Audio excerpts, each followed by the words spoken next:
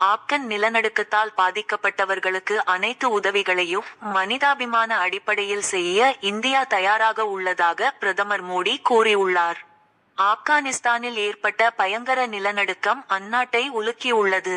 100க்கும் மேற்பட்ட கட்டடங்கள் இடிந்து தரைமட்டமாகின. 800 பேர் வரை பலியாகியுள்ளதாக தகவல்கள் தெரியவந்துள்ளன.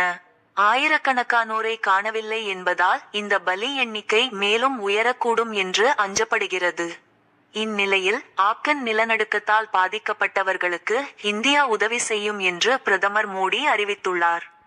இது குறித்து அவர் தமது எக்ஸ் வலைதள பதிவில் கூறியுள்ளதாவது: ஆப்கானிஸ்தான் நிலநடுக்கத்தால் ஏற்பட்ட உயிரிழப்புகளால் ஆழ்ந்த வருத்தம் அடைந்தேன்.